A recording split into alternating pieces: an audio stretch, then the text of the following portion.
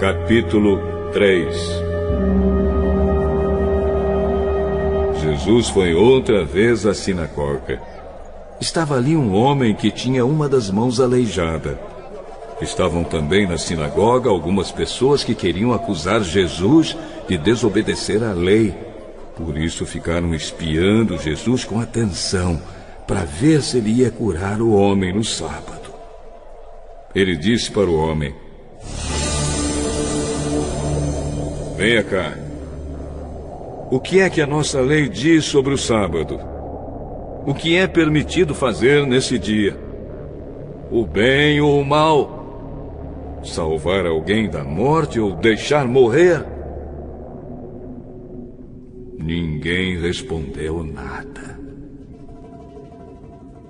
Então Jesus olhou zangado e triste para eles, porque não queriam entender, e disse para o homem: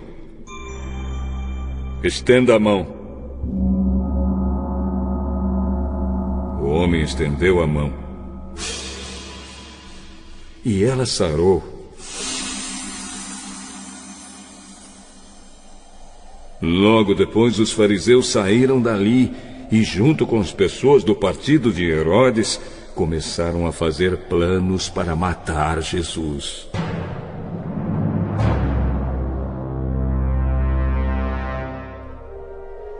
Jesus e os discípulos foram até o lago da Galileia. Junto com ele ia muita gente da Galileia, da Judéia, de Jerusalém, da Idumeia, do lado leste do rio Jordão e da região de Tiro e de Sidom. Todos iam ao encontro de Jesus porque ouviam falar a respeito das coisas que ele fazia. Jesus pediu aos discípulos que arranjassem um barco para ele, a fim de não ser esmagado pela multidão, pois ele estava curando tanta gente que todos os doentes se juntavam em volta dele para tocá-lo.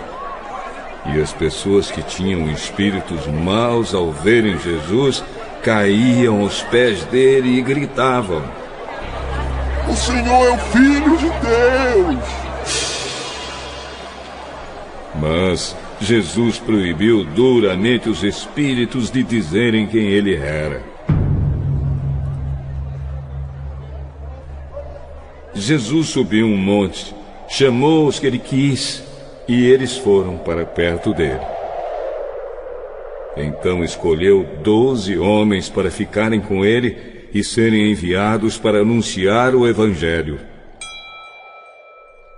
A esses 12 ele chamou de apóstolos.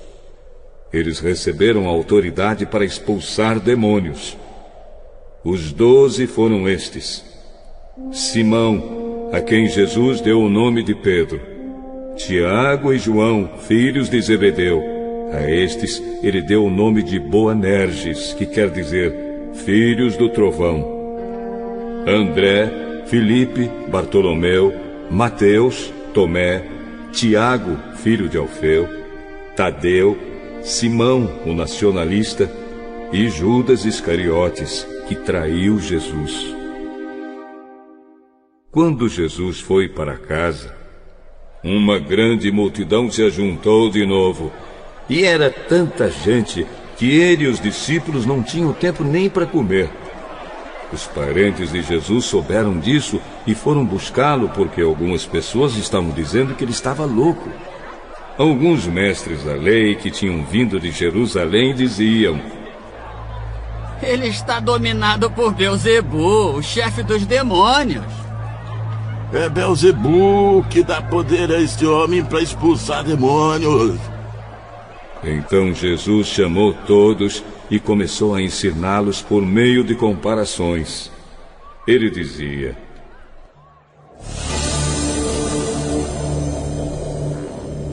como é que Satanás pode expulsar a si mesmo? O país que se divide em grupos que lutam entre si certamente será destruído. Se uma família se divide e as pessoas que fazem parte dela começam a lutar entre si, ela será destruída. Se o reino de Satanás se dividir em grupos e esses grupos lutarem entre si, o reino não continuará a existir, mas será destruído.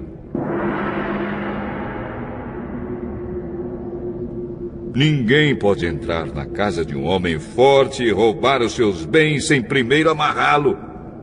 Somente assim essa pessoa poderá levar o que ele tem em casa. Eu afirmo a vocês que isto é verdade. Os pecados que as pessoas cometem ou as blasfêmias contra Deus poderão ser perdoados. Mas as blasfêmias contra o Espírito Santo nunca serão perdoadas, porque a culpa desse pecado dura para sempre.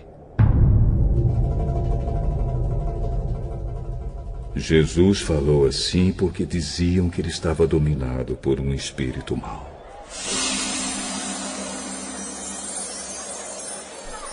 Em seguida, a mãe e os irmãos de Jesus chegaram. Eles ficaram do lado de fora e mandaram chamá-lo. Muita gente estava sentada em volta dele e algumas pessoas lhe disseram: Escuta, Jesus. A sua mãe e seus irmãos estão lá fora. Estão procurando o Senhor. Jesus perguntou: Quem é a minha mãe? E quem são os meus irmãos?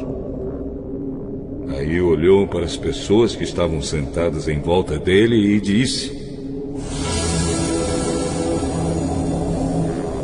Vejam, aqui estão a minha mãe e os meus irmãos. Pois quem faz a vontade de Deus é meu irmão, minha irmã e minha mãe.